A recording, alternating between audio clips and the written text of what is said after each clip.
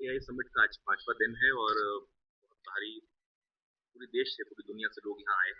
आप किस तरीके से देखते हैं एआई तरीके से भारत एआई में आगे बढ़ रहा है, पूरी दुनिया को इनवाइट कर रहा है और साथ साथ आने वाले समय में किस तरीके की चुनौतियां जो है वो एआई को लेके हैं?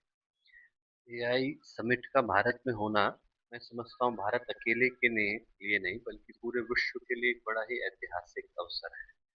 जब जब विश्व चुनौतियों से गुजरा, तब तब उसको सही दिशा दिखाने का काम भारत ने किया है। और लोग भारत की तरफ आशा की दृष्टि से भी देखते हैं और एक विश्वास की दृष्टि से भी देखते हैं। एआई, इसमें कोई डाउट नहीं कि आज के समय की सबसे बड़ी टेक्नोलॉजी है। एक्सेसिबिलिटी बढ़ी, इंफॉर्मेशन का आदान प्रदान बढ़ा, मेडिकल, एजुकेशन, गवर्नेंस, वॉरफेयर, ऐसा कोई क्षेत्र नहीं जहाँ पर एआई आज अपने आधिपत्य को दिखा ना रहा हो। और हम लोग गीता में पढ़ते आए, धूमे ना वहति अग्नि यथा दर्शो मरेण। जहाँ अग्नि है वहाँ धुआं है, जहाँ पर शुभ है वहां पर अशुभ है। और उस ओर लोगों का ध्यान आकर्षित करना भी हमारा काम है। ट्रस्ट है, मैनिपुलेशन ऑफ द इंफॉर्मेशन है। डेमोक्रेसी की दृष्टि से जिस विषय पर आज हम लोगों ने चिंता करी, उस दृष्टि से सोच करके देखें तो एआई के पास ऐसी ताकत है जिसके माध्यम से वो सिर्फ इंफॉर्मेशन को सप्लाई नहीं करती बल्कि उसको मैनिपुलेट भी कर सकती है। और उसका जो प्रभाव है वो हम लोगों ने अपनी आंखों के सामने देखा। रोमानिया में पिछले साल प्रेसिडेंशियल इलेक्शंस को कॉन्स्टिट्यूशनल कोर्ट ने कैंसिल किया क्योंकि एआई के माध्यम से मैनिपुलेशन हो रहा था। तो ये प्रभाव किसी एक देश पर या एक जगह पर पड़ने वाला नहीं बल्कि हर एक व्यक्ति के ऊपर पड़ने वाला है। तो जो हमारा प्रश्न है वो मात्र ये नहीं कि एआई डेमोक्रेसी को किस तरीके से सपोर्ट करता है, बल्कि ये है कि एआई स्वयं डेमोक्रेटिकली यूज हो। उसको यूज करने का तरीका इंक्लूसिव हो, उसको यूज करने का तरीका हर व्यक्ति के अधिकार क्षेत्र में हो। आज के समय में एआई बनने से लेकर रेगुलेटरी बॉडीज जहां तक है, वहां तक उसके ऊपर कोई एक नियंत्रण नहीं है। It's like we are creating something that is smarter than us, but we have got no control over it. आप यदि आग के साथ खेलने के लिए जाते हैं तो इतना तो इंश्योर ही करते हैं कि आपका अपना खप्पर जो है वो फूस का बना हुआ नहीं। और आज की तारीख में मुझे लगता है कि जो सबसे बड़ी चुनौती है कि we are trying to play the end game of civilization, but being still stuck at the tutorial level of the wisdom.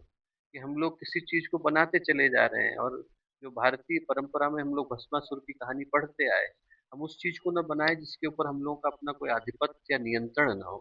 जो चुनौती है वो इस चीज की है कि हम घोड़ा तो बहुत अच्छा बना रहे हैं पर घुड़सवार को कोई ताकत नहीं दे रहे हैं।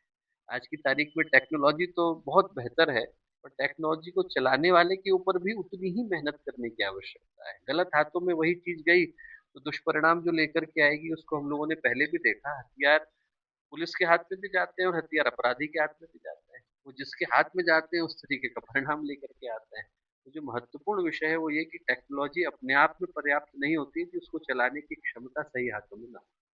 आप एक धार्मिक और आध्यात्मिक शख्सियत के अलावा तो वाइस चांसलर देव संस्कृत विश्वविद्यालय हरिद्वार भी है। इस नाते क्या स्कूली पाठ्यक्रमों में एआई जो पाठ्यक्रम है वो अब शुरू करने का वक्त आ चुका है? क्या कि उपयोग क्या है, उसका दुरुपयोग क्या है, इस रूप को लेकर के? हम लोगों के पास उत्तराखंड का सबसे बेहतरीन आर्टिफिशियल इंटेलिजेंस का केंद्र है। और मैं हमेशा से कहता आया कि विज्ञान और तकनीकी से हमारा कोई विरोध नहीं है। हम लोग उसके अधिकतम उपयोग की बात सोचते हैं पर अधिकतम सदुपयोग की बात सोचते हैं। हम ये कहते हैं कि उसका ज्यादा से ज्यादा उपयोग हो, पर उपयोग के साथ साथ उसके ऊपर सम्यक नियंत्रण हो, उसके सम्यक समझ के साथ उसका उपयोग किया जाए। इस विषय पर हम लोगों का चिंतन है। गुरुदेव ने एक भाव दिया था वैज्ञानिक अध्यात्म, कि विज्ञान और अध्यात्म एक दूसरे के पूरक है, विरोधी नहीं है। बाहर का विकास करना हो तो विज्ञान की आवश्यकता है, आंतरिक संतोष को ढूंढना हो तो अध्यात्म की आवश्यकता है। परमाणु वही है, उससे आप ऊर्जा बनाते हैं कि बम बनाते हैं, आपके ऊपर लाई करता है। तो यदि धर्म विज्ञान से दूर जाता है तो अंधविश्वास बनता है, और विज्ञान यदि अध्यात्म से दूर होता है तो विनाश का कारण बनता है। हम लोगों का जो मूल उद्देश्य है वो ये कि दोनों परंपराएं चलें, पर एक दूसरे के समर्थन, सहयोग, विकास के भाव के साथ चले, मानवता के उत्थान के लिए चले।